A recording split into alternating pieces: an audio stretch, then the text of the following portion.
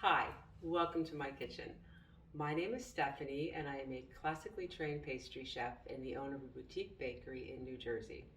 Today, I'll be demonstrating how to make an apple raisin galette. A galette is simply a flat pie. There's no pie pan required, no crimping required, anything like that. I'm going to address two common issues that occur with making a galette. One is that the apples will shrink away from the crust, and then two is that the bottom will be soggy where you can't pick it up. It's a really simple dessert to make. If you have any school-age children, grab them, have them help you make it, and they will enjoy making it almost as much as they'll enjoy eating it. So let's get started. And what I'm going to do is I've already cored and peeled these apples. So I'm just going to go through and I'm going to chop them into about 1/4 inch slices.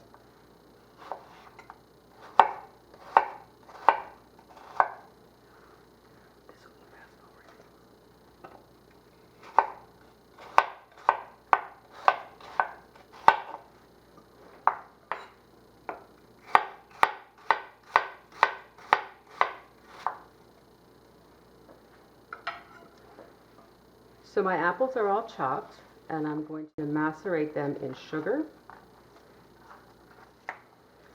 So what I have is I have 1 tablespoon of freshly squeezed lemon juice.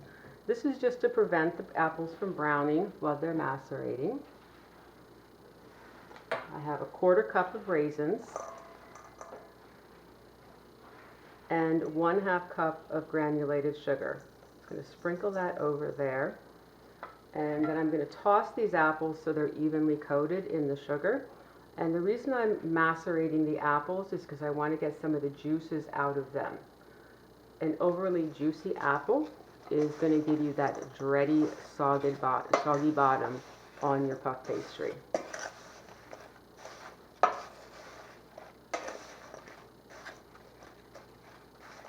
Okay, so I'm just going to set these aside for about an hour.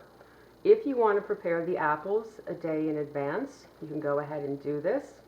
Cover them in plastic wrap and put them in the refrigerator overnight.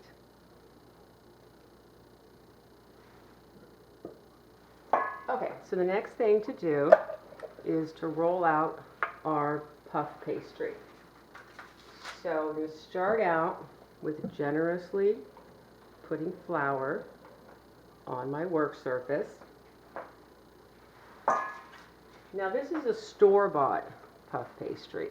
You can certainly make your own. We make our own at the bakery, but it is a lot of work, and the store-bought ones are very good. So we're just going to roll this out a little bit.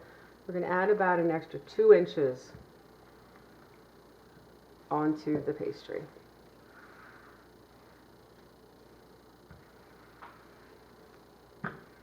And the reason I'm doing this now is because I want it cold.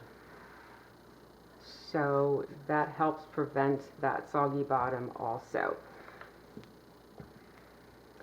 So this is about the dessert.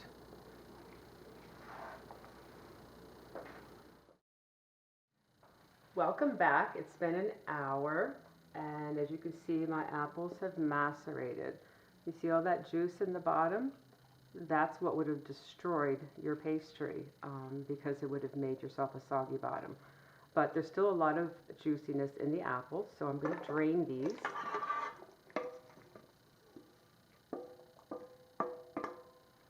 And we have a few things I'm going to add to this. What I have here is 2 tablespoons of cornstarch, 1/3 cup of brown sugar, 1/2 teaspoon of salt, 1 teaspoon of cinnamon, and a 1/2 teaspoon of nutmeg.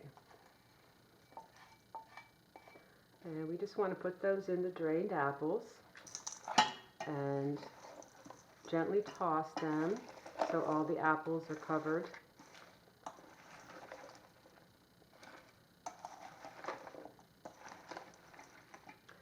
Now it's time to start assembling our pastry. So I just got my puff pastry out of the refrigerator. It's nice and cold. I made it into a little bit more of a circle. So another trick to keep from getting a soggy bottom is to take an egg wash. This is just a lightly beaten egg. You could also use egg whites. And I'm going to brush the bottom of the dessert. And what this is going to do is going to form a barrier between the puff pastry and the apples. So now you can just start arranging the apples on here, mound them up in the middle. This is a rustic look, so you don't need to lay them out so they're nice and pretty. But just give yourself a nice big mound with all the apples in it. And the raisins obviously too. Okay, so now that I have all of my apples and raisins on there, I'm going to take my egg wash again and I'm going to go around the outside.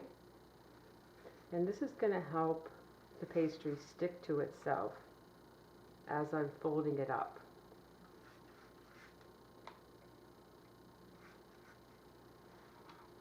So just start working and folding it upon itself and adding just a little bit more egg wash so it sticks. And again, this is a rustic dessert, so you really can't go wrong with how you fold the pastry up.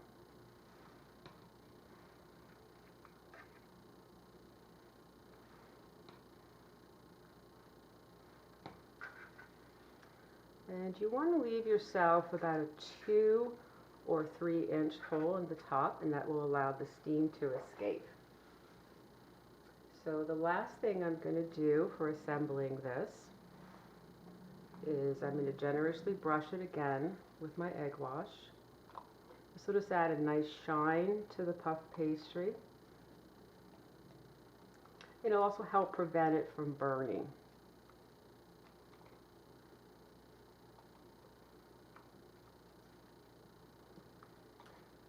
Then I'm going to sprinkle it generously with about a tablespoon of raw sugar. You could also use granulated sugar if you want to.